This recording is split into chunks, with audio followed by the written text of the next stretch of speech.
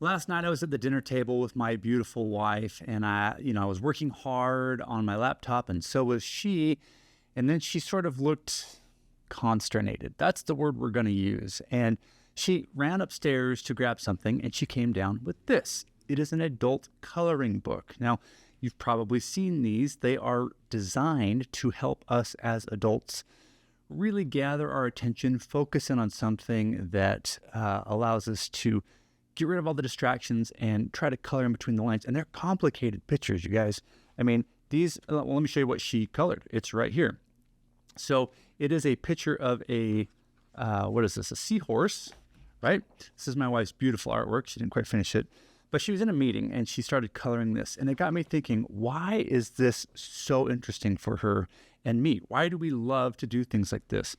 I think it's because our brain craves the need to focus. We really want to feel that sense of doing something delicate, intricate, important, and we're just tired of being distracted. And today, I want to talk about the two benefits I've received, at least from reading slowly, and a lot of it has to do with these coloring books. Let's get into it. Hey everyone, welcome back to the Read Well podcast. My name is Eddie Hood, and this is episode 64 of the podcast. I can't believe I've done this for 64 consecutive weeks. Just a couple of really great announcements. We have over 11,000 listens on the podcast every month, which is just blowing my mind. We just hit 8,000 subscribers on YouTube, so thank you for listening and for watching. You guys mean the world to me. I get messages every week from you saying you're excited to be a part of this community and to slow down in your reading. I think it's crazy that we need permission to read slowly. So many people are trying to push us to read quickly, and this is not the place for that. Some books can be read quickly, but the kind of books that I like to read and this community seems to really enjoy require us to slow down a bit. And so that's what I'm going to talk about today, the two major benefits you'll get by reading slowly. Now, here's what happens. When you slow down, you're going to improve your comprehension and your retention. Those are the two things that you really are missing when you speed up. So if you go too quickly, your brain doesn't have time to sort of process what it's interfacing with. You really need to give your brain some space to make connection with the words and understand what's happening. So I'm going to share with you a passage from my favorite poet, Walt Whitman. We're actually reading this in my book club right now. It's a poem called Song of Myself. If you've ever seen Dead Poets Society, there's this really great scene where Robin Williams says, "Let me hear your barbaric yawp." And that is from this poem. So there are many versions of this poem if you're interested in it. This is the deathbed version. This whole book is just beautiful. I'm going to actually be selling this book of poetry in my bookstore, which I'll tell you about later. It's called Edgewater Bookstore. I'll give you an update there. But for right now, let's talk about how or what Walt can teach us about the art of not only slowing down, but paying attention.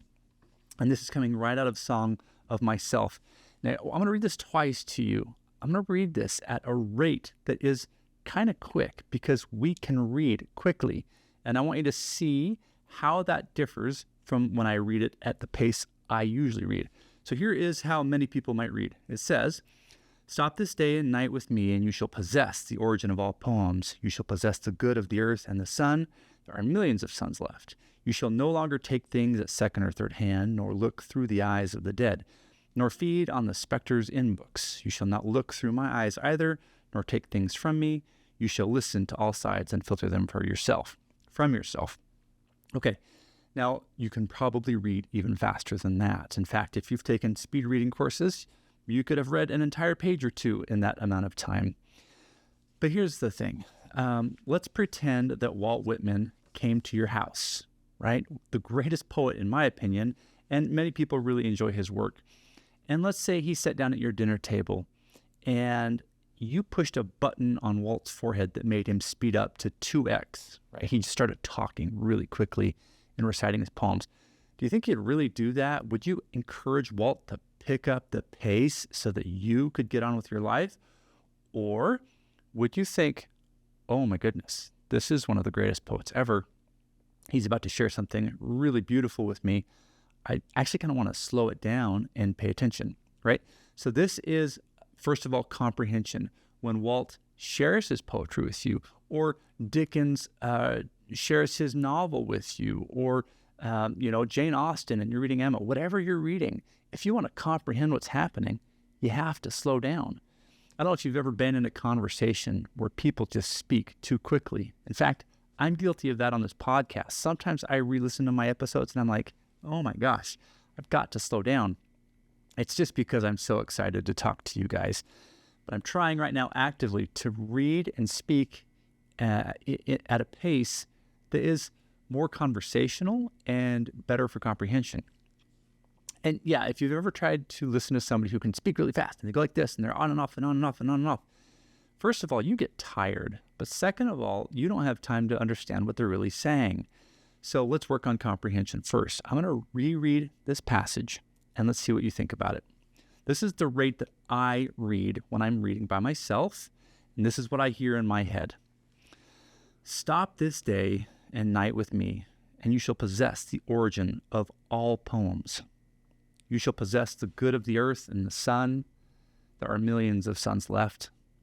You shall no longer take things at second or third hand, nor look through the eyes of the dead, nor feed on the specters in books. You shall not look through my eyes either, nor take things from me. You shall listen to all sides and filter them from yourself.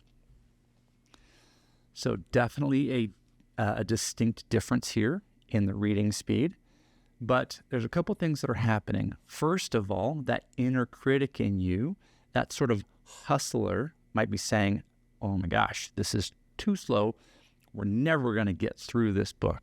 Well, at the Readable Podcast, I'm not concerned with getting through books. I want to be in the books. I want to spend time with Walt Whitman. And so I'm not in a rush. I want to benefit from my reading session. And I have found for me that happens best when I am a slow and deliberate reader, and I try to feel the words in my mouth. Yes, I allow the voice in my head to be heard. A lot of people say that is a sin of reading. You should not hear a voice in your head. You should be silent up here. You should only move your eyes, and you should skim through the page. I don't like to do that, you guys. I like to hear the words. I literally hear my voice in my head, and that's because I'm a slow reader. I want to hear the story. But here's what I get out of this. Walt is encouraging us to sit next to him and understand the origin of all poetry. And again, this would apply to fiction, literature of any kind. Poetry is a really good example, though, because all poems are a call to action. They are encouraging you to pay attention, to see the beauty in things, to live well, to love well. And so he is sitting down, putting his arm around you, figuratively, and saying, hey, we're going to talk for just a minute. You and I, we're going to have a good time. We're going to talk about poetry. And he goes on to say that as the reader, you have the opportunity. I'm not going to say responsibility, because reading isn't something you have to do. It's something you get to do. But you have the opportunity, if you choose, to not take things second or third hand from other people, to get their opinions on things. But you have the ability to read something and then pull it from yourself, the meaning. Notice the last sentence here. He says, you shall listen to all sides and filter them from yourself. All right? So this is a great example of how when we slow down, we can get more out of the meaning from what we're reading. We can comprehend more. That's the first benefit, is comprehension. Now, the second benefit is to actually retain or keep what you have read. So this is a big deal. I have a lot of people talk to me and say, I read a great book. It was a lot of fun. I don't remember at all what I read. It's up on my bookshelf, and I know it was really good, but I don't remember at all what was in it. Well, when you slow down and give yourself some space and time, I guarantee you, you will retain more information.